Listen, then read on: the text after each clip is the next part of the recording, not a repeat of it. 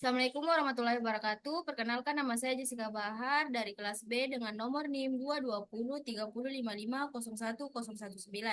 Di sini saya akan mempresentasikan 4 fase pada perawatan dan pengobatan gizi buruk pada balita dan 10 langkah tata laksana gizi buruk pada balita di layanan rawat jalan.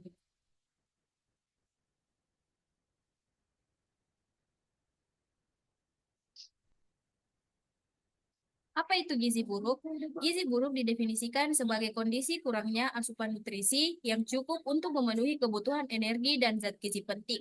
Berdasarkan indikator WHO, gizi buruk pada wanita diukur menggunakan indikator seperti berat badan menurut umur dan panjang badan menurut umur.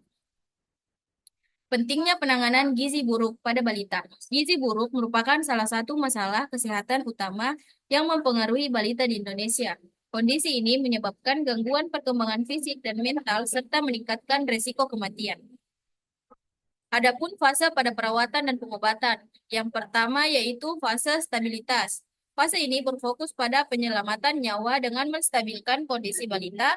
Penanganan meliputi pengendalian infeksi, mencegah hipoglikemia, dan mengatasi dehidrasi makanan, terapi unik, rendah energi seperti formula V75 yang diberikan untuk mengurangi risiko gagal ginjal.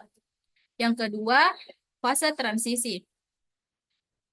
Fase ini memiliki tujuan utama untuk meningkatkan asupan energi dan protein secara bertahap menggunakan formula F10 untuk makanan transisi lokal dengan dentansi energi yang lebih tinggi diberikan.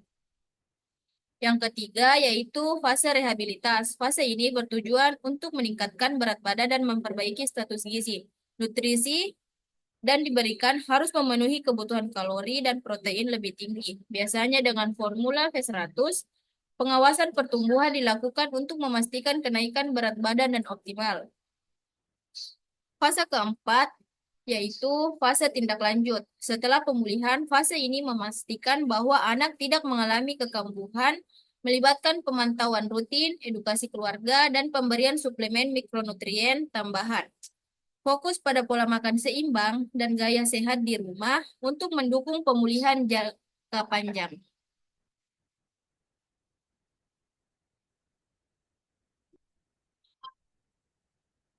Adapun 10 langkah tata laksana gizi buruk. Pertama yaitu identifikasi dan diagnosis gizi. Screening awal dilakukan dengan menggunakan indikator antropometri seperti BBU dan PBU.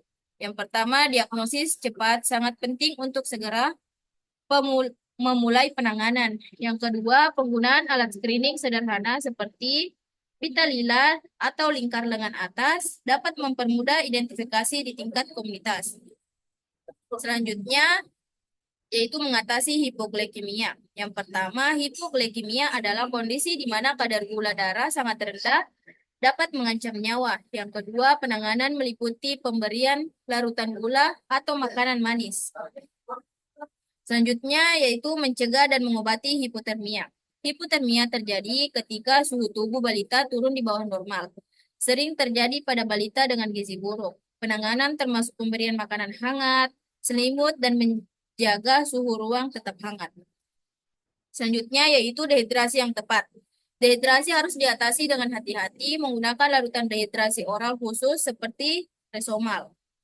Dehidrasi yang terlalu cepat atau tidak tepat dapat menyebabkan overhidrasi atau ketidakseimbangan elektrolit. Kemudian pengobatan dan pengendalian infeksi. Anak dengan gizi buruk sering memiliki imunitas yang rendah, meningkatkan resiko infeksi. Antibiotik yang diberikan secara empiris untuk mengatasi infeksi yang mungkin tidak terdeteksi. Kemudian koreksi ketidakseimbangan elektrolit. Ketidakseimbangan elektrolit umum terjadi pada balita dengan gizi buruk. Dengan pemberian suplemen kalium, magnesium, dan terkadang kalsium adalah bagian dari tata laksana. Selanjutnya yaitu pemberian makanan terapi unik. F75 digunakan pada fase stabilitas, sedangkan F100 atau makanan lokal yang dimodifikasi diberikan pada fase rehabilitas. Pemberian makanan dilakukan secara bertahap dengan frekuensi yang diatur. Selanjutnya yaitu pemberian suplemen mikronutrien. Anak-anak dengan gizi buruk seringkali mengalami kekurangan mikronutrien penting seperti vitamin A, zinc, zat besi, dan yodium. Selain suplemen, balita didorong untuk mengonsumsi makanan sumber mikronutrien seperti sayuran hijau, ikan, daging, dan kacang-kacangan. Kemudian yaitu stimulasi keluarga dan tindak lanjut. Gizi buruk tidak hanya mempengaruhi kondisi fisik anak, tetapi juga dapat mempengaruhi perkembangan kognitif dan emosional. Anak-anak yang kurang mendapatkan stimulasi cenderung mengalami keterlambatan perkembangan. Edukasi dan perlibatan orang tua dalam memberi dukungan psikososial sangat penting. Keluarga harus didorong untuk memberikan perhatian lebih dan komunikasi yang baik dengan anak. Kemudian yaitu edukasi keluarga dan tindak lanjut. Penanganan gizi buruk tidak berhenti di rumah sakit atau layanan rawat jalan.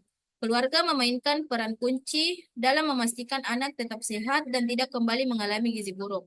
Orang tua harus diajarkan tentang pentingnya memberikan anak makanan gizi seimbang yang mengandung protein, karbohidrat, lemak sehat, dan mikronutrien. Sekian presentasi dari saya, lebih dan kurangnya mohon dimaafkan. Wabillahi taufiq wal hidayah. Assalamualaikum warahmatullahi wabarakatuh.